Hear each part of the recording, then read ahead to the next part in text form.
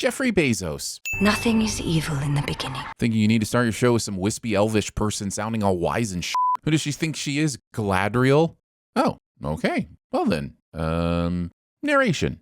Also, mosquitoes are absolutely evil from the start. Also, on a philosophical level, if there's no evil in the beginning, then there's also no good. Moral judgments only exist on a spectrum of relativity, so stick that in your church warden pipe and smoke it. Even you couldn't possibly believe there would scrap will float. Being an elevated immortal race of creatures who haven't taught their children how buoyancy works. Also, we were just told that nothing is evil from the beginning, and here we are listening to a dick of a kid discourage a dreamer. Origami erections. Do you know why a ship floats and a stone cannot? Because the stone sees only downward. Being an elevated immortal race of creatures who teach their children that buoyancy is because rocks have limited eyesight. The ship feels the darkness as well, striving moment by moment to master her and pull her under. Wait, the ship is trying to pull itself under the water?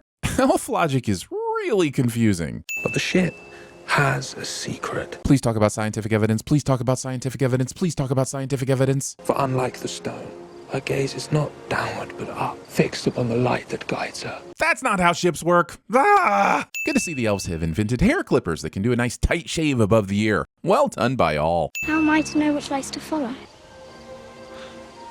He leans in to tell her Chekhov's life advice as if it's a secret, but there's literally no one else around. Next time you're in a conversation alone with just you and one other person, lean in to whisper one of the sentences in their ear and see how natural that feels. Let's just get this out of the way right up front. This show may be the most visually stunning show in the history of television. Granted, it costs more than most movies to make it happen, but the money's on the screen, and I'm just stunned enough to remove a couple of sins for the multiple eyegasms throughout. We left Valinor, our home, and journeyed to a distant realm.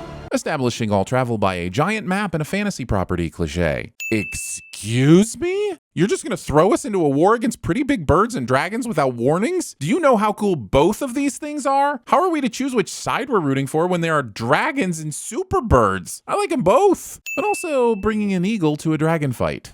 Also, scene does not contain an elf exclaiming that the eagle has landed. Now, we learned many words for death. Super great. Love the vocabulary. Can we talk about the elf's ability to get icky war gunk out of a beautiful white fabric? Because Galadriel decided to wear her favorite childhood dress pattern to the middle of a darkened battleground.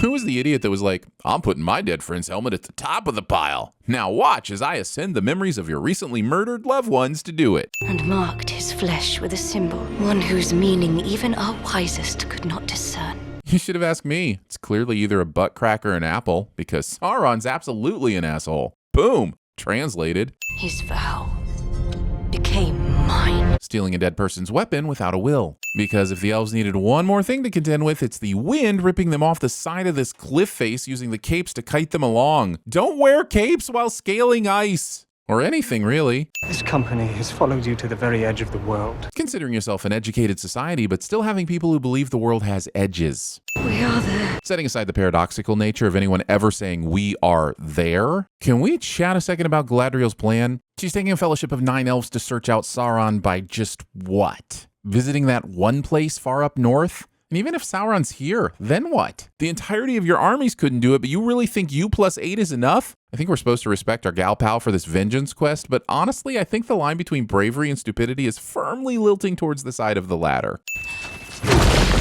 A door was filled in here. But forget understanding how she managed to spot it behind the ice wall, or how she managed to punch it in just the right spot that made it give way.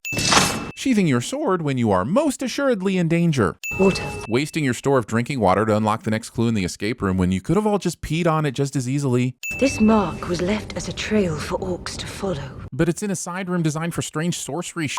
So would that mean that every orc would have to go into this room to know which way to go? And then do they go in the direction of the longest point of the symbol or the middle arrowy part of the symbol? I love Galadriel's confidence, and she's not wrong, but her leaps in logic are astoundingly confusing. Oh, of course, we have that one party member that strays away and rouses trouble in a dark place. I guess we found our Pippin of the group. As badass as this looks, I now have to consider that someone literally filmed these elves killing a cave troll and that blood spatter tainted the lens of their camera. This means that inside this moment, there's an elf with a fucking video camera capturing footage to edit together later, which means that none of this is real and I'm really upset. Waiting till you're 30% done with the episode to insert your title card. Look what you've done, Drive My Car. Look what you've done. Also, since when do pilot episodes just not have theme songs? This is like a new trend and I hate it. Not because I want more theme songs, but because you tease me with a world where they don't exist and then take it all away the very next week. Don't you think it's the least bit strange? That there are no animals to hunt?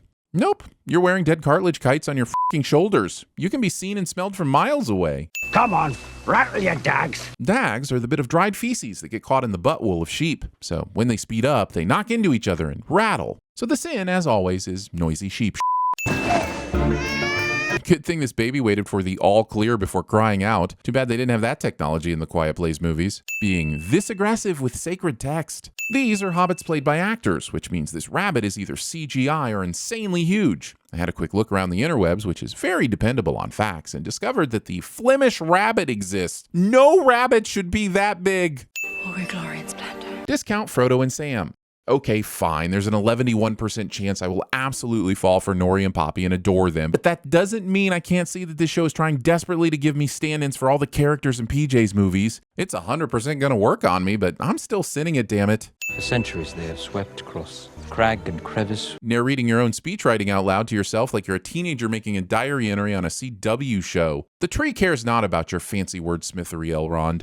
And you are immersed in a light more intoxicating than any sensation in all of Middle-earth. When I was a child, it was the only feeling I knew. And anger. Likely some melancholy. So Galadriel's a liar. I demand to speak with the king directly. Well, aren't you full of your elf? A little elf confidence is okay, sure, but this elf-aggrandizing, elf-righteous demand feels a bit elf-indulgent. Show some elf control and have enough elf respect to not try and cover up your low elf esteem with this elf-absorbed ultimatum. I honestly thought all of this was elf-explanatory. Portable beehives hang in the trees, and I'm just not sure how this community would hide them when needed. Those poor disrupted bees just trying to return to their queen, and it's gone. Hobbits are addicted to bees. Wonder if there's trouble down south. STDs. Even trees have to worry about the soil beneath their roots. But we Harfoots are free from the worries of the wide world. I get that you live an easygoing existence, but how is your farming for snails, carrots, and other vegetation any different from a tree worrying about the soil beneath their roots? Don't you also have to worry about that soil? And now at last they return to us in triumph, for they have proven beyond any doubt that our days of war are over. Mission accomplished speeches. Also, Galadriel came from Valinor because it was corrupted by Morgoth. How does anyone know that Valinor is a blessed realm all these centuries later? Has anyone that's gone back sent back a report? You really should write a book about this world to explain some of this stuff. The undying lands of Valinor. At last they are going home. But if the war's over and you all came over here because of the war, why isn't everyone headed back to Valinor? I know the king knows there might be more to this story, but at the very least, the rest of these coastal elf leets should be asking why they aren't getting a ticket out of Middle-earth America. Also, elves clap? Somehow this makes me despise them even more. After all you have endured, it is only natural to feel conflicted. Conflicted? Did you just see what she did with her lip? That was astonishing. Watch that again, because I'm pretty sure she does a lip curl double take to both convey anger and surprise. That kind of lip control is completely unfair when I can't even curl my lip at all. Put up your sword. Without it, what am I to be? What you have always been, my friend. Aww. Karaya's in 3 moves. Whoa there, buddy. You don't just offer solutions into someone else's board game. That's an egregious break of competitive fairness. I still haven't forgiven my uncle for walking by and telling my sister she could play her draw 4 on me back in '97. I think the show wants to show us elves are smart, but all I'm seeing is that elves are assholes. Disrespecting your beverage like this, and for that matter, disrespecting the table and the floor, which are now wet and need to be cleaned. Easy, lad. Quench the fire. I love how this bartender's super easygoing and chill until he gets a drink knocked out of his hand, and then he goes full Rocky Balboa immediately. But I guess the show needed its good guy is good guy to bad guy, even as he's being a bad guy to the good guy moment. Creating armor that prevents your soldiers from ever being able to say, "My eyes are up here, buddy," to anyone. And you smell of rotten leaves. Waiting this long to tell your friend that their BO is an abomination to your olfactory. What were you before the war? The grower. Hey, me too. Oh, he was saying he was a farmer, wasn't he? Look, a Cyclops. Say what you wish to say. I have said it already 100 times over in every way but words. Around here and there, we like to use our words. Like, for instance, skip? The greatest of elven smiths, of course. He is about to embark on a new project. one of singular importance. Wink, wink, nudge, nudge. Any of this ring any bells? I understand the great honor it is for Galadriel and her warriors to head to Greyhaven's blessed realm, far west undying lands of Valinor, but what did the others do to earn their spot in Forever Everland? Are they just particularly good at derobing people? And if that's the case, wouldn't other elf folk for all of the remainder of time aspire to learn the art of synchronized stripping to earn their place in Tolkien heaven? And where is that movie? I don't care what version of sacred elven seagulls these birds are. Seagulls are the worst and I'm sinning them. Also, this whole thing is a setup for a horror movie. You're out in the ocean sailing towards God knows what. Sperm birds fly out of nowhere and surround the ship. Then the company you're in bursts into simultaneous song as you race toward a cloud that parts to reveal a light so bright it consumes you. This is terrifying. Get it? It's the tree people from the movies. Are you not entertained? Sometimes we cannot know until we have touched the darkness. Wait, that's the advice that made you say But that seems so simple. earlier? How is that simple? What does touching the darkness even mean? Is the darkness tactile? Is it a metaphor? Are we talking about touching our body's own personal eye of Sauron? Because I'm not even sure I can reach back there. Huh, I guess Galadriel knew the eagles would come by later to save her or something? Or is that what the metaphor about looking upward was at the beginning of this episode? Holy sh**, am I rock? Well, this looks fucking incredible, and I'm fanning out hoping this is like Gandalf's arrival to Middle-earth or something. I both want to sin this for not telling me who this is so I can calm myself down, and also give a sin off for such a great way to end the first episode. The sin manual states that when in this amount of conflict, I must spend 20 minutes in sinful meditation, and if there's no resolution, I must add 20 sins for the wasted time. Surprise! Moon River. Whew. Thank you, Doc. You ever serve time? How am I to know which lights to follow? People break down into two groups. When they experience something lucky, group number one sees it as more than luck, more than coincidence. They see it as a sign, evidence that there is someone up there watching out for them.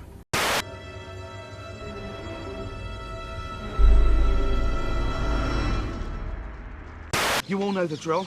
I'm not going to pretend that what we're about to do isn't reckless, foolhardy, even dangerous. But we will succeed, because each of us plays a vital role, specifically tailored to our individual talents. Look out, look out, look out, look out, hero. May 10th. Thank God for the rain, which has helped wash away the garbage and the trash off the sidewalks. What am I? You don't conform. Your mind works in a million different ways. And now at last, they return to us in triumph, for they have proven beyond any doubt that our days of war are over. Today, We celebrate our Independence Day. When are you people gonna let the past go? What do you mean, you people? So tell me, is it true about your mum? It's what true? Your mama's so stupid, she thought Tupac Shakur was a Jewish holiday.